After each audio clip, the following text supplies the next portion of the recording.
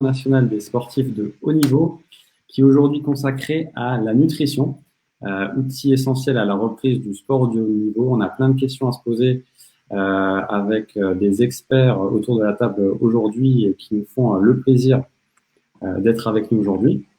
Alors, tout d'abord, on commence par Yacine Messaoudi, qui est coach à Paris 92, qui est en première division de handball féminin et qui est auparavant formateur au centre de formation du FCMS pendant plus de 10 ans et également ancien joueur de handball. Bonjour Yacine. Bonjour. On a également parmi nous Charles-François alias Carlito, qui est un boxeur professionnel, qui est multiple champion du monde de boxe Muay Thai.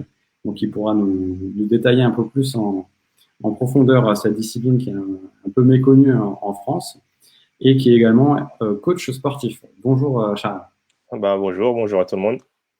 Et enfin, Jacques Manic, qui est médecin traumatologue du sport, ancien footballeur professionnel également, et membre du comité international pour la nutrition, Herbalife Nutrition. Bonjour Jacques. Bonjour à tous. Juste une petite rectification. Je m'appelle Jacques Manic et non pas Jacques Maniac. Je ne suis pas encore maniaque. Petite faute qui est directement modifiée. Un grand plaisir d'être parmi vous. Qui est directement modifiée. Pardon Jacques. Alors tout de suite, on va se poser les bonnes questions de la nutrition par rapport au sport de haut niveau. Je me tourne vers Jacques en premier. Jacques, en quoi la nutrition est un facteur de la performance? On en parle un peu partout depuis ces dernières années. En quoi la nutrition est un facteur de performance?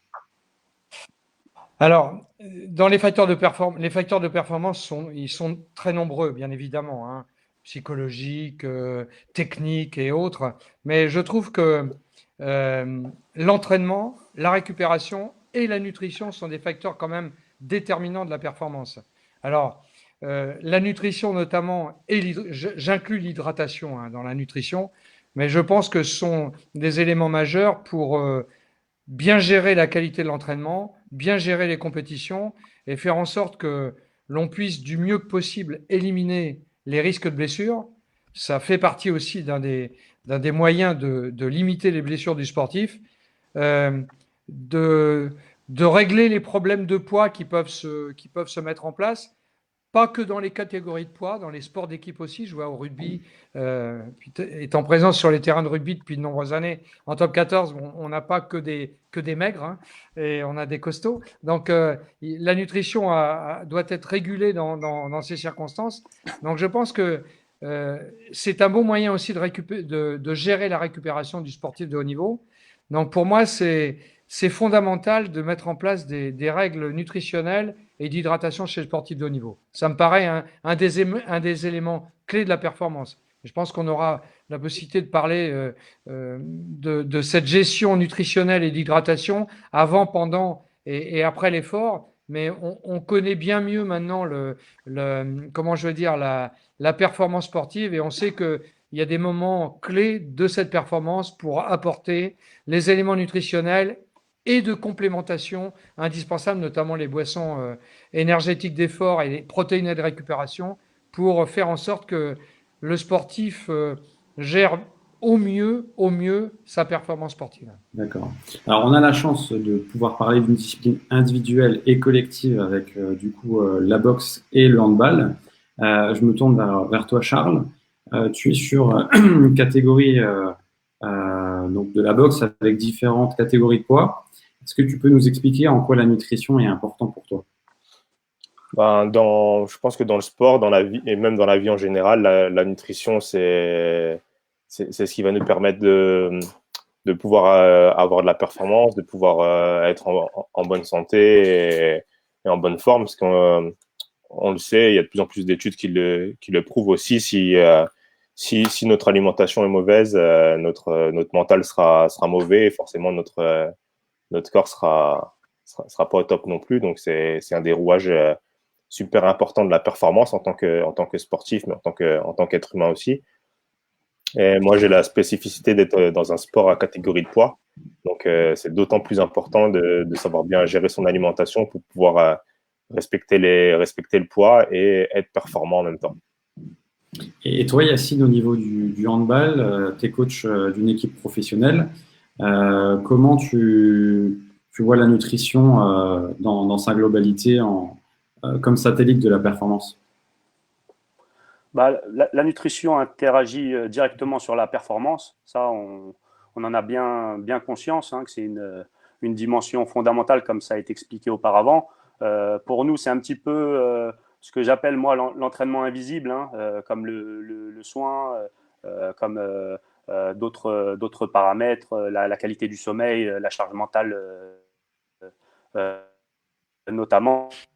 C'est vrai que on a un staff peu étoffé. Donc, c'est vrai qu'aujourd'hui, nous, on ne fonctionne pas directement avec un nutritionniste salarié, mais plutôt, c'est englobé dans les prérogatives soit du staff médical, soit du préparateur physique qui se partage un petit peu ce champ de compétences.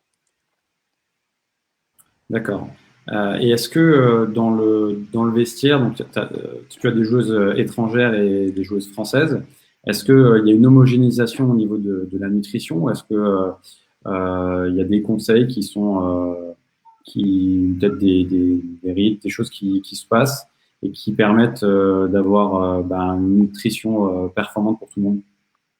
Bah, on a plutôt j'ai envie de dire un champ commun, hein, sur j'ai envie de dire l'accompagnement qu'on peut proposer. Après, en fonction des besoins spécifiques qui peuvent être énergétiques ou un peu plus spécifiques, c'est vrai que là, on les oriente vers des nutritionnistes plus qualifiés en la matière.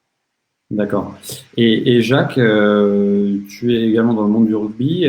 Comment ça se passe dans le rugby? Alors, ça se passe mieux que ça s'est passé. On s'est rendu compte il y a quelques années, enfin, ça remonte à une dizaine d'années, lorsque je suis arrivé dans le rugby professionnel, on s'est aperçu que certains joueurs professionnels arrivaient à l'entraînement sans petit déjeuner, par exemple, et avec quelques failles dans l'approche nutritionnelle du sportif de haut niveau. Donc, c'est vrai que ça s'est amélioré au fil des années. Nous aussi, on a un suivi nutritionnel qui est de bonne qualité et qui permet de conseiller les joueurs utilement. Mais bon, on a pris des grandes décisions, c'est-à-dire le petit déjeuner se prend en commun maintenant, le déjeuner aussi, liberté le soir pour le dîner, quoi. Donc, on arrive à mieux cerner le joueur de rugby à l'étage nutritionnel, ce qui est un point hyper important. Et je voulais juste rajouter que je disais que tout à l'heure, à l'étage nutritionnel, que on connaît mieux la nutrition du sportif de haut niveau maintenant. On la connaît mieux. On sait qu'il faut. On connaît aussi les excès et déficiences de l'alimentation, je dirais, traditionnelle. Donc, on essaie d'aller vers ce haut niveau nutritionnel avec des apports en protéines qui sont plus importants que l'alimentation traditionnelle, c'est clair. On va jusqu'à 25-30% d'apports en protéines. Les apports en lipides, bien sûr, on va privilégier les lipides de bonne qualité, les bonnes graisses, les oméga 3 notamment, et puis essayer d'éliminer un maximum tous les produits, on appelle maintenant cela les produits supra-transformés, quoi. Donc voilà, qui n'apportent pas de nutriments, mais qui apportent beaucoup de calories inutiles, quoi. Donc on fait très attention de ce côté-là. Puis les glucides, on sait que c'est très important, mais on sait qu'il n'en faut pas trop non plus, parce que ces sportifs de haut niveau, et les rugbymen font partie, ils ont besoin de gérer leur poids aussi. Alors ils font un gros travail aussi sur le terrain et en salle de musculation. On sait qu'ils ont une dépense énergétique qui est importante, mais on essaie de réguler au mieux la portion dans l'assiette, c'est-à-dire la qualité et la quantité. Donc ça c'est. Et on gère aussi je pense, hein, de mieux en mieux, je dirais la période pré-compétitive, per-compétition et post-compétition, par des apports, notamment, j'en parlais tout à l'heure, de boissons énergétiques et de boissons protéinées pour améliorer la récupération. Charles, toi, est-ce que tu te retrouves dans ce que Jacques a dit et comment ça se met en place, toi, comment ça se matérialise au niveau de la boxe, sachant que tu as été champion du monde dans différentes catégories de poids? Oui, exactement. Moi, j'ai été champion du monde dans 4 catégories de poids différentes. C'était un défi personnel que je me suis lancé. J'ai commencé ma carrière en amateur aux alentours de 67-70 kilos, mon poids naturel. Et je me suis lancé le défi en 2012 de descendre à 63 kilos et après de rester dans la catégorie des 64-65 kilos pendant, j'y suis resté assez longtemps, 5-6 ans. Et c'était un défi personnel de pouvoir me dire que je peux performer dans plusieurs catégories de poids et prendre plusieurs titres dans plusieurs catégories de poids pour me prouver à moi-même que j'étais pas champion du monde au hasard. Et donc du coup, la nutrition, c'est quelque chose qui est très important. Ça fait partie de 80% de ma préparation. Avec la préparation mentale aussi, j'accorde une grande importance à ces deux paramètres. Après, j'ai deux manières de procéder. J'ai une période où je vais préparer mes combats, où je vais avoir un mode de fonctionnement un peu différent. Là, ces dernières années, depuis 5 ans maintenant, après, je fais des jeûnes intermittents pendant mes périodes de préparation, surtout le dernier mois. Ça m'aide à travailler ça m'aide à améliorer mes douleurs tendineuses que je peux avoir avec les nombreux entraînements que je fais. Surtout avec le temps, là maintenant, je suis dans ma 34e année, donc ça fait 19 ans que je combats à haut niveau. Donc, au bout d'un moment, le corps, si on fait pas attention, il lance des premiers signes. Donc là, je fais vachement attention à ça. J'écoute vachement mon corps. J'ai appris à me connaître depuis toutes ces années. Donc, je fais vachement attention à l'alimentation et à tout le reste. Et du coup, comment ça se passe en temps normal quand tu prépares pas de compétition? Est-ce que tu changes ta nutrition par rapport à une préparation de combat, comme tu parlais de jeûne? Ouais.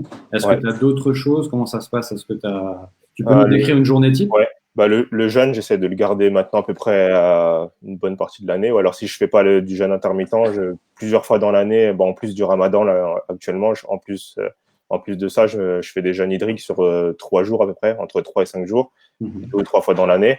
Et sinon, j'ai une alimentation normale avec, je fais attention à ma supplémentation aussi pour avoir les bons apports en protéines, en glucides et en lipides sur la journée, mais sans me donner d'interdit.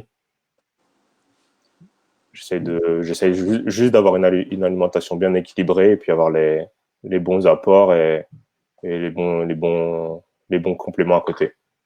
Et donc, tu es issu d'une discipline, la boxe Muay Thai, qui est très, très développée en Asie. Ouais. Est-ce que tu as tiré des enseignements de tes tournées là-bas, sachant que c'est une discipline qui est méconnue en France? Est-ce que tu peux nous dire si tu en as tiré des enseignements, surtout au niveau de la nutrition, par exemple? Ouais, c'est mes premiers voyages en Thaïlande qui m'ont permis vraiment de me professionnaliser, parce que j'ai rencontré des personnes du monde entier, aussi bien des Américains, des Asiatiques et des Européens. Et ils avaient tous à peu près tous un mode de fonctionnement un peu différent, notamment sur les petits déjeuners et sur les prises alimentaires. Donc du coup, ça m'a permis de voir un peu comment ils fonctionnaient. Et puis je me suis approprié plusieurs modes de fonctionnement pour l'optimiser pour moi. D'accord. Jacques, est-ce que, de manière générale, est-ce qu'en France, au niveau du sport français, est-ce qu'on est dans la norme en termes de nutrition, ou est-ce qu'on a un retard sur les pays anglo-saxons ou les grandes nations sportives? Non. À ce jour, enfin, moi je ne pense pas, au travers de l'expérience de terrain. Non, je pense que on sait que le sport de haut niveau est d'une grande exigence et que, on va se répéter, mais que la nutrition et l'hydratation sont fondamentales. C'est vraiment indispensable d'avoir une excellente régulation de ce côté-là, aussi bien à l'entraînement qu'en dehors, que lors des compétitions. Et que moi, la seule constatation que j'ai pu faire, c'est par rapport aux apports protéinés en récupération d'efforts. Et c'est vrai qu'il y a une dizaine d'années, je parle dans le rugby, hein, on ne faisait pas trop appel, je parle en France, des apports protéinés, des boissons en protéinés de récupération. Et ce sont les anglo-saxons qui, dans le vestiaire du rugby, ont amené cette notion d'améliorer sa récupération en apportant des boissons protéinées. Boissons protéinées qui, comme les boissons énergétiques, sont maintenant reconnues comme étant des facteurs de la performance, au même titre que la nutrition, par tous les grands organismes, hein.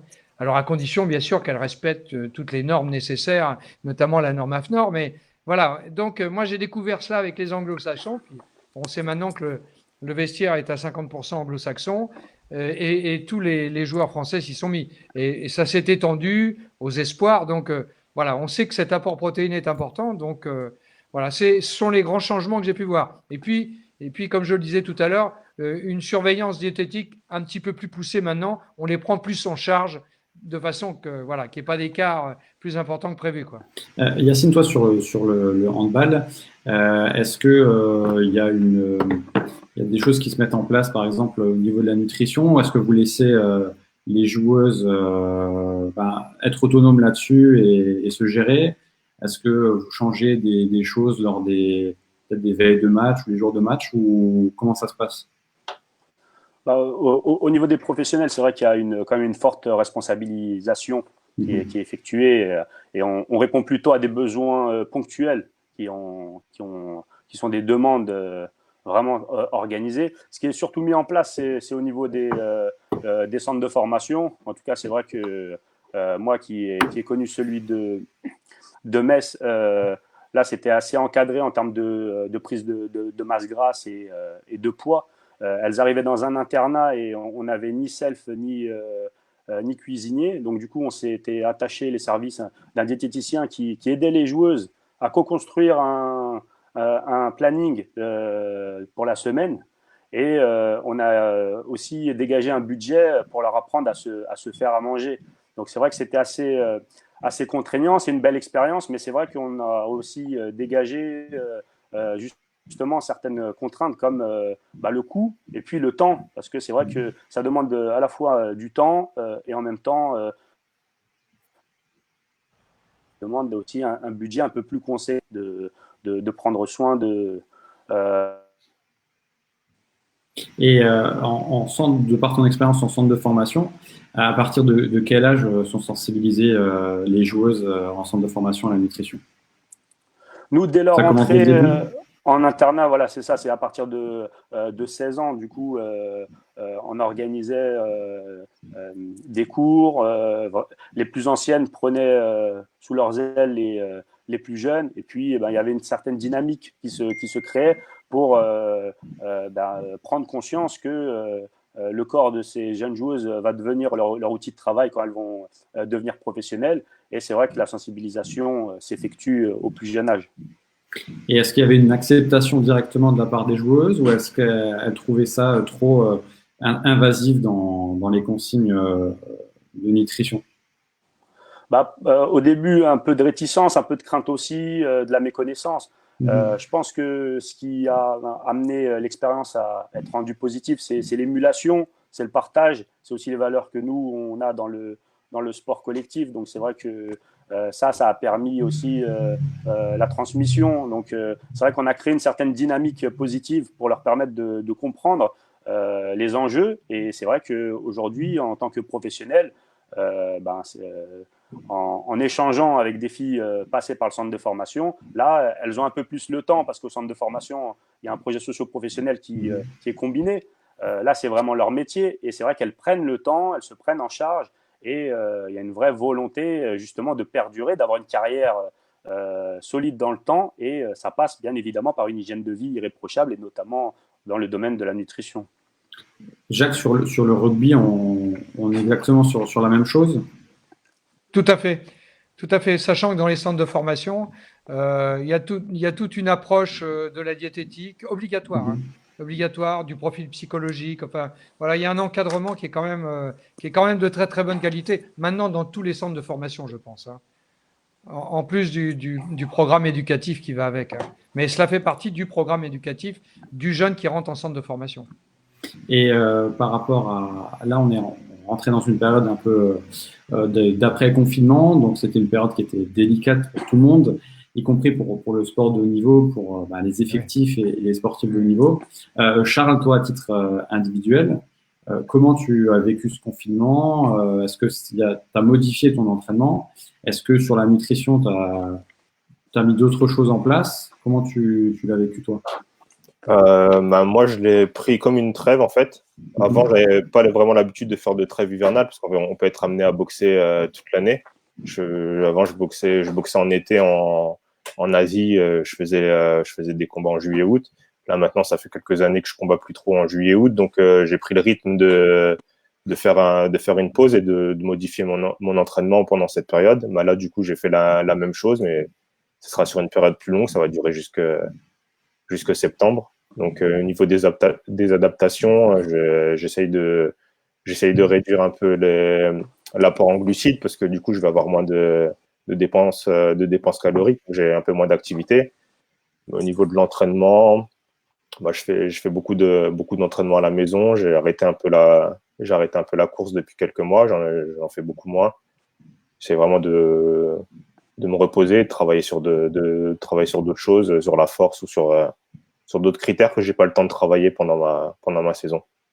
D'accord. Et au niveau de la boxe, tu sais comment as des indications sur la reprise sur des combats ou 2020 c'est clôturé pour toi? 2020, non, j'espère pas. J'espère que pour octobre, novembre, ça devrait se débloquer. Mais là, du coup, ma saison, j'ai une saison blanche. J'ai pas boxé depuis janvier 2019.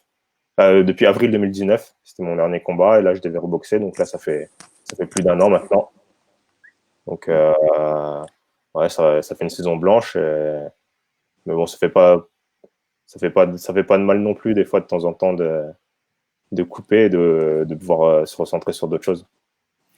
Yacine, toi, en tant que coach, comment t'as vécu ce confinement? Est-ce que tu avais encore un lien avec les joueuses? Comment ça s'est passé? Et est-ce que tu as des craintes par rapport à la reprise de blessures et aussi qui soient peut-être liées aussi à la nutrition ou à ce manque de rythme? Comment tu vois les choses?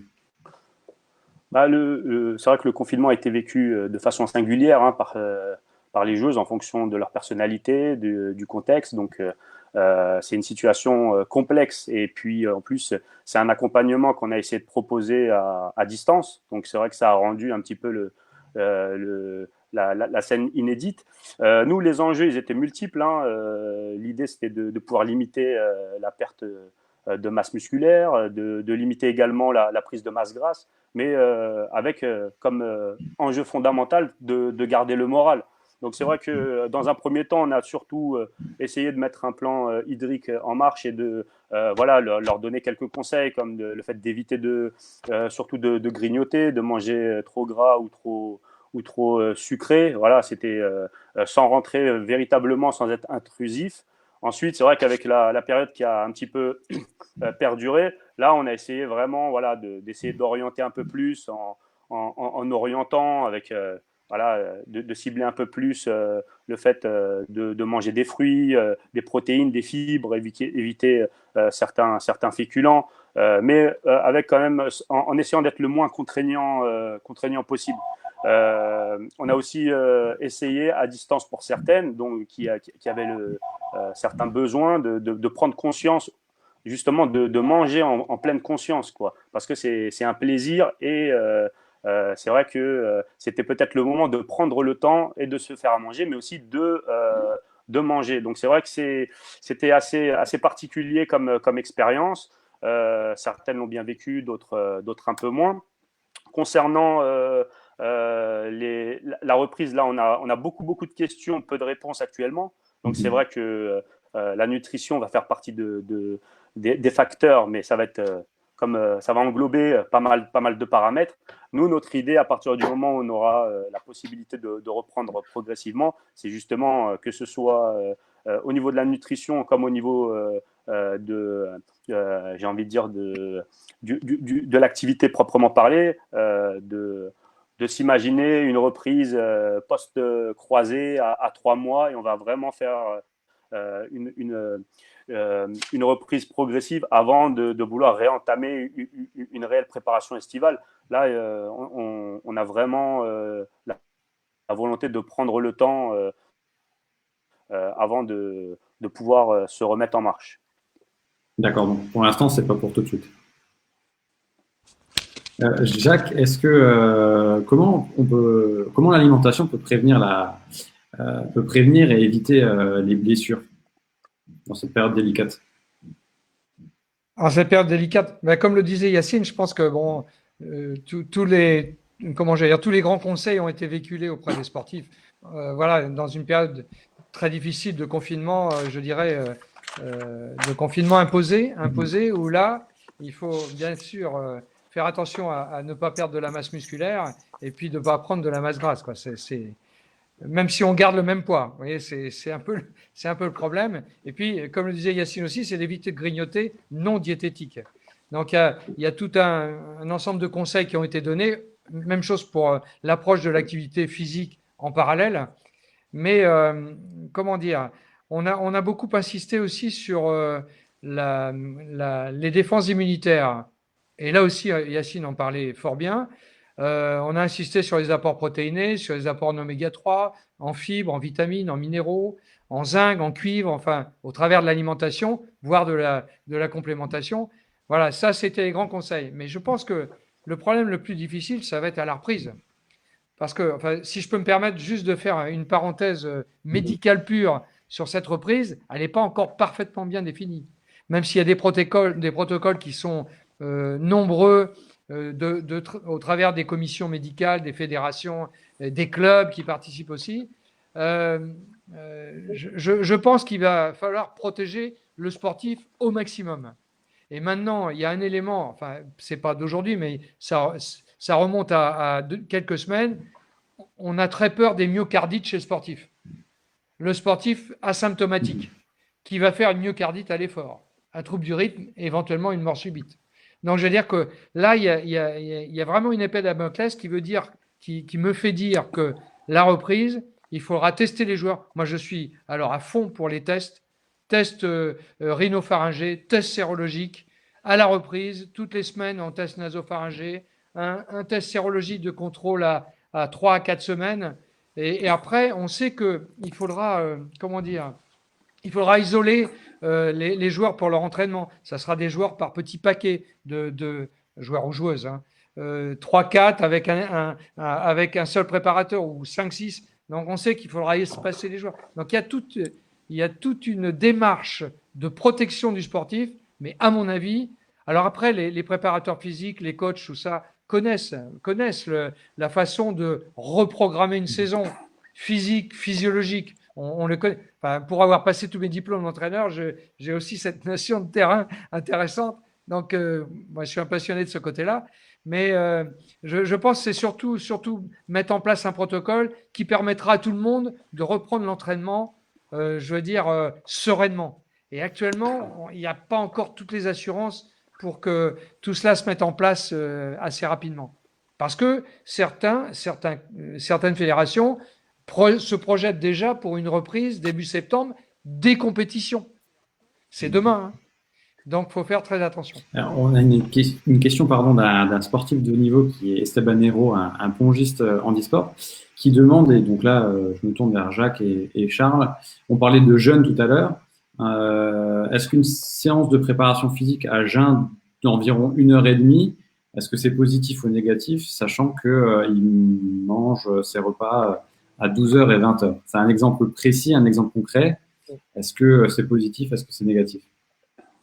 Je laisse Charles répondre. Après, c'est vachement complexe. Je pense que le mieux à faire déjà, c'est d'en parler à son médecin traitant ou un médecin du sport. Et après, il faut tester, il faut faire des essais, mesurer, voir selon ce ressenti, comment il va l'encaisser. Moi, il est sportif de haut niveau aussi, mais il sait que en tant que sportif de haut niveau, on a plus le temps de faire des tests sur notre corps. On dit que le sport, c'est l'école de la vie, c'est pas pour rien, parce qu'on apprend vachement sur nous-mêmes avant tout.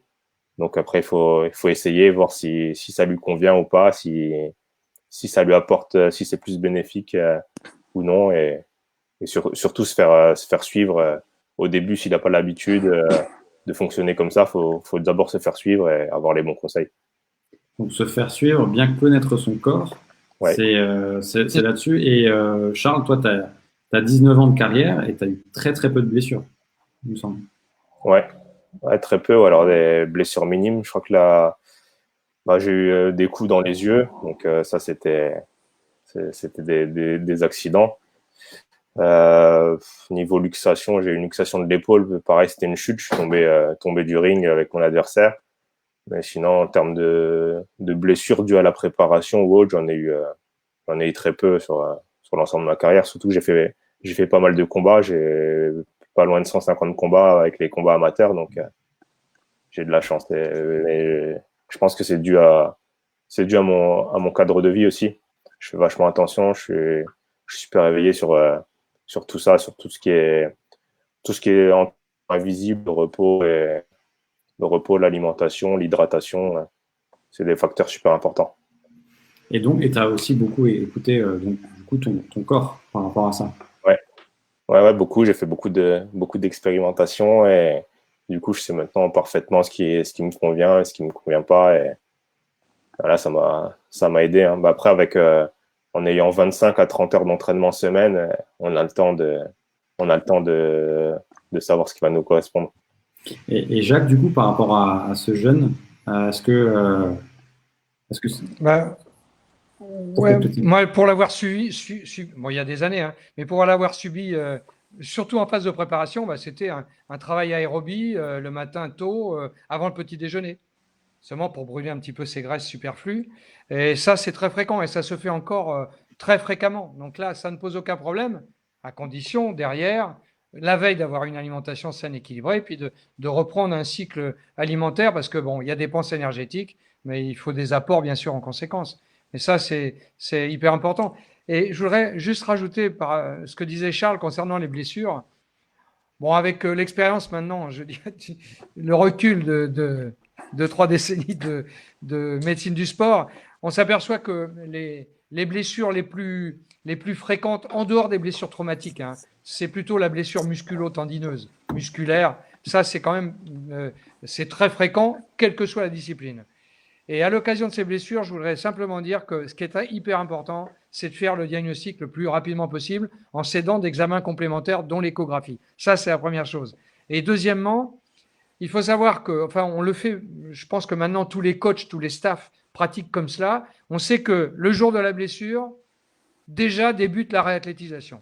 C'est-à-dire qu'on prend en charge le joueur.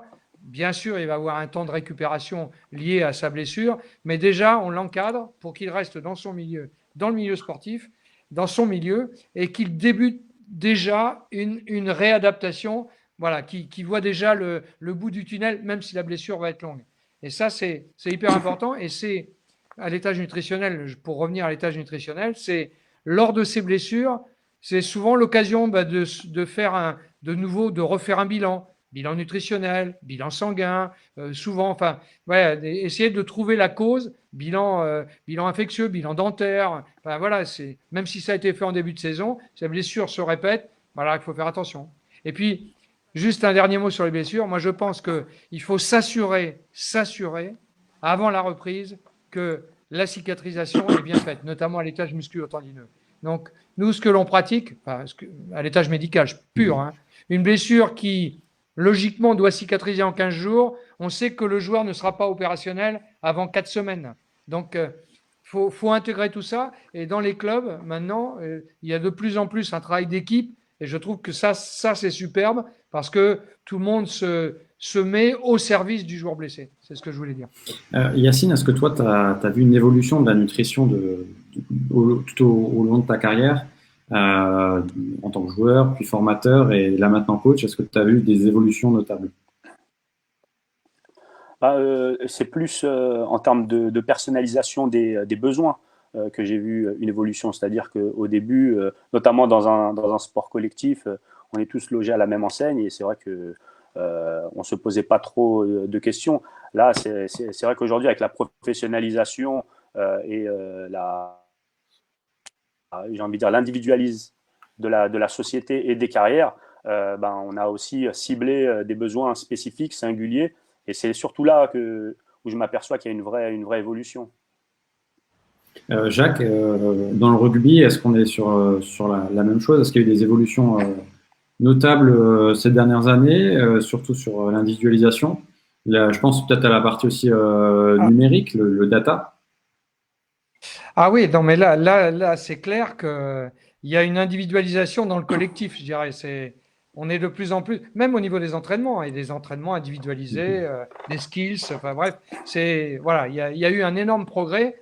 Alors, c'est de la part des coachs aussi. Les coachs sont amenés, parce que bon, les coachs ne sont pas restés inactifs, hein, et ils ont aussi parfait leur connaissance. Et au travers de cela, il y a cette professionnalisation, elle touche tous les rouages du club, quoi, du médecin, mais on se met au service du joueur.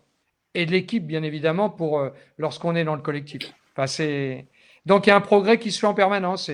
Il y a un progrès des séances de musculation, des séances de récupération. On a appris les massages, les étirements quand c'est nécessaire. Enfin, la nutrition, l'hydratation après l'effort. Enfin, la nutrition le lendemain. Enfin, voilà, ça évolue constamment, mais pour que le joueur soit le plus performant possible avec le moins de blessures possible. Au rugby, c'est un peu compliqué. Et est-ce qu'il y a des pistes qui se mettent en place sur la nutrition de demain? Est-ce qu'il y aura des gros changements, des gros bouleversements? Ou est-ce on va rester grosso modo sur ce qu'on est en train de vivre déjà là en ce moment? Alors, juste pour répondre, pour pas monopoliser la parole, c'est simplement, je pense que la charge de travail, je vois les rugbyman, hein, en 10 ans, là, la charge de travail augmente régulièrement. Le physique se modifie régulièrement. Donc, voilà, le niveau s'élève très régulièrement, pas tous les ans, hein, mais je veux dire, il y a des cycles où vraiment on s'aperçoit que les profils physiques changent, physiologiques changent, donc la performance change, donc il faut s'adapter. Il faut s'adapter à tous les niveaux, il faut s'adapter au niveau des portions, il faut amener un petit peu plus de calories dans les assiettes, les bonnes. Donc, voilà, oui, il y a une adaptation qui se fait à tous les niveaux. Charles, la boxe de demain, est-ce que tu la vois comment et si tu as des conseils à donner justement aux boxeurs par rapport pour atteindre le niveau que tu as atteint sur ta longévité, qu'est-ce que tu pourrais leur dire? Je pense que c'est en bonne voie d'évolution et avec l'arrivée du coup du MMA en France, on voit que le MMA ils sont vachement professionnalisés dans leur préparation, ils font appel à pas mal de spécialistes. Donc je pense que en boxe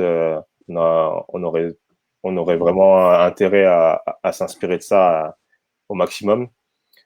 Parce que c'est pas forcément le cas aujourd'hui. Je vois que ça change un peu les manières de s'entraîner des jeunes qui arrivent, ça change, mais est-ce qu'ils sont conscients de ce qu'ils font? Pas vraiment. Je pense qu'ils piochent un petit peu à droite à gauche sans vraiment s'approprier les choses et ils font beaucoup même de travail contre-productif sans s'en rendre compte. Mais du coup, c'est quand même, il y a quand même pas mal de positifs dedans, c'est-à-dire qu'ils sont ouverts à aller vers d'autres choses, à se professionnaliser et à améliorer leur processus, parce qu'on était resté vraiment sur des processus à l'ancienne, hein, aussi bien sur l'entraînement que sur la nutrition, et pas vraiment d'apport extérieur. On était resté sur ce qu'on connaissait depuis des années et des années. Ça avait commencé avec la boxe anglaise et le karaté et toutes les disciplines qui étaient émergentes dans les années 70. On était resté pas mal sur ce modèle jusque début des années 2000, même presque 2005-2010. Et là, ça commence à évoluer maintenant avec l'arrivée massive du CrossFit, le MMA qui se démocratise. Donc, je vois que les nouveaux sportifs, les nouveaux boxeurs notamment, ils commencent à s'inspirer de ça. Les conseils que je pourrais donner pour tous les sportifs, c'est de prendre le temps de s'écouter, prendre le temps d'écouter son corps, de voir, d'aller comme pour atteindre tous ces objectifs, hein, aller voir des personnes qui ont déjà réussi ou des personnes, des experts et aller prendre de leur expérience, leur demander et puis après se l'approprier.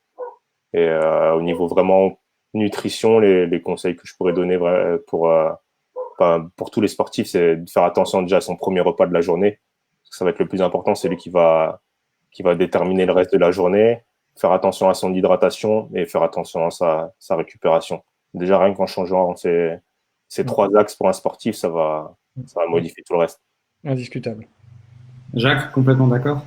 Ouais, complètement d'accord. Complètement d'accord. C'est des moments importants. Je veux dire que même si on fait un entraînement, on le disait tout à l'heure, à jeun le matin, je veux dire qu'après, il faut un petit déjeuner qui va Voilà, faire démarrer. Parce que je vois par exemple les rugbyman, pour ne prendre que les rugbyman que je connais mieux maintenant, c'est là, surtout dans les périodes de préparation, ça va être 4, 5 entraînements par jour. Bon, avec des entraînements collectifs, individualisés, la musculation. Voilà, donc il faut apporter ce qu'il faut, quoi, parce que il y a des dépenses, et il faut des apports en conséquence. Parce qu'on sait que s'il y a un déséquilibre qui s'installe, nutritionnel, moins d'apports par rapport aux dépenses, insuffisance d'hydratation par exemple, on sait que le risque c'est la blessure. Et un sportif de haut niveau, quelle que soit sa discipline, qui se blesse, c'est une catastrophe pour lui. Voilà, c'est une catastrophe parce qu'il y a des objectifs. Et je vois dans un sport co comme le rugby, eh bien, il sait que, vous voyez, ils sont 2 voire 3 au poste. Donc il sait que, hop, déjà sa blessure va le gêner, mais si c'est une blessure par oubli, c'est ennuyeux, quoi. Pour lui déjà. Et concrètement, si on prend un exemple sur une journée type, qu'est-ce qu'un bon petit déjeuner, qu'est-ce qu'un bon déjeuner et un repas, ça dépend de la morphologie, ça dépend de plein de choses. Ouais, déjà, la quantité, il faut amener en fonction du gabarit et de l'intensité de la pratique. Et puis au niveau de la qualité, il faut apporter tous les nutriments nécessaires. C'est-à-dire qu'il faut apporter des protéines, y compris le petit déjeuner, surtout le petit déjeuner. Le petit déjeuner, c'est 20-25% des apports énergétiques de la journée, hein. Donc ça, il faut que ça soit systématique. Et on sait maintenant, scientifiquement, hein, qu'il faut apporter un minimum de 15 grammes de protéines le matin. Déjà, en fonction du gabarit, hein, bien évidemment. Donc il faudra peut-être 30 grammes ou 40 grammes pour un pilier, quoi, enfin, ou 35 grammes pour un pilier de 130 kilos. Donc vous voyez, mais on sait qu'il y a des modèles. Et ces modèles-là sont respectés. Il faut amener des vitamines, il faut amener une bonne hydratation, il faut tonifier l'organisme. Enfin, il faut le nourrir surtout. Yacine, sur le handball, est-ce que toi, tu vois une évolution, tu as vu une évolution ces dernières années entre aussi le changement de morphologie des joueuses avec l'accumulation des matchs, des compétitions? Comment tu l'as vécu? Comment tu vois aussi le handball de demain par rapport à ça? C'est vrai qu'aujourd'hui, il y a une économie dans le handball professionnel. Donc, aujourd'hui, on a face à nous des athlètes responsables. Et je le disais tout à l'heure, c'est vrai que le corps est leur outil de travail. Et aujourd'hui, il y a une vraie prise de conscience de tous ces paramètres. La musculation, on joue tous les 3 jours. Donc, aujourd'hui, c'est vraiment l'enjeu, c'est de capitaliser autour d'une carrière et d'une longue carrière si possible. Sur les évolutions, je ne peux pas trop rentrer dans les détails, je n'ai pas d'idée précise. Ce que je pense, c'est que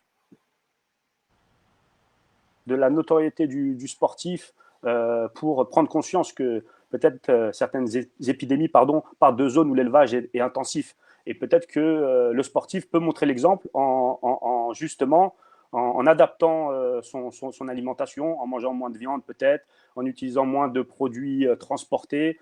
Je pense aussi à consommer peut-être localement, mais je pense que ça va être ça l'évolution. Elle ne va pas être que pour le sportif de haut niveau, mais elle doit se faire aussi au niveau de la population. Il faut qu'on respecte le cycle naturel, c'est-à-dire au lieu de manger des fraises en hiver, je les manger maintenant, quoi. Exactement. Voilà. Donc je pense que c'est plutôt une adaptation peut-être collective, une prise de conscience que le sportif, via sa notoriété et puis le fait que c'est un exemple en termes de nutrition, peut utiliser justement pour influencer le grand public. Jacques, le sportif doit être un modèle au niveau de l'alimentation, comme disait Yacine. Ah oui, moi je pense. Hein. Je pense que déjà pour lui, s'il veut être performant, il faut qu'il se plie à des règles nutritionnelles indiscutables. Alors 80% du temps, hein, 20% du temps, ils peuvent se lâcher un peu. Et ils se lâchent, hein, ils prennent une petite pizza, enfin, vous voyez, un McDo, surtout les anglo-saxons, je dirais. Mais je veux dire que bon, voilà, ils se lâchent un peu. Mais voilà, il faut s'y tenir parce que le sportif.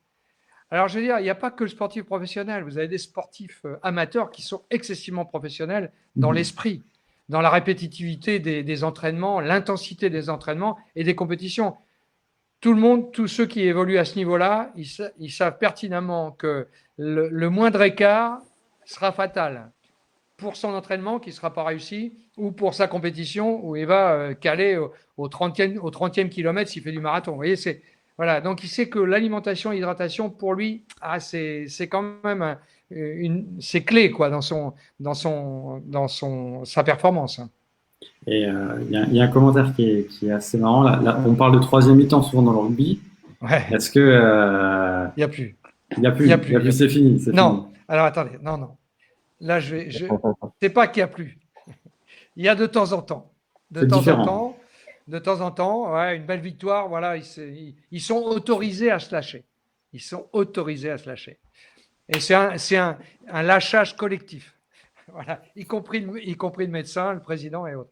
Enfin, je veux dire, voilà, il y a des circonstances où ils font. Mais ce n'est plus la troisième mi-temps d'avant, quoi. Je veux dire, le sport de haut niveau, c'est le sport de haut niveau. C'est d'une grande contrainte physique déjà, physiologique. Et pour ne parler qu'un match de rugby, bon, et en plus, c'est un sport de combat, quoi. Bah, comme Charles, hein. C'est très exigeant. Et je crois qu'il faut être dans les meilleures conditions physiques. Sinon, on se fait tuer, quoi. Alors, entre guillemets, tuer. Hein. Charles nous avait donné quelques conseils tout à l'heure concernant les sportifs. Jacques, Yacine, pour finir, si vous avez chacun un conseil précis à donner aux sportifs et notamment concernant l'alimentation pour un peu conclure tout ce qu'on a dit lors de ce webinaire. Yacine, peut-être en premier.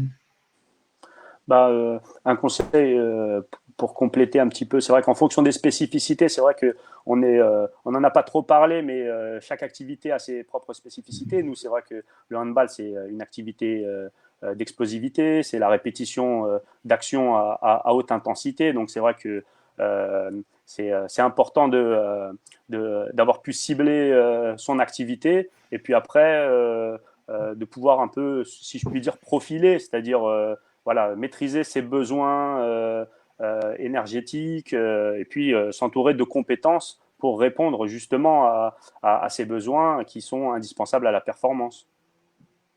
Jacques, un dernier mot pour conclure du coup.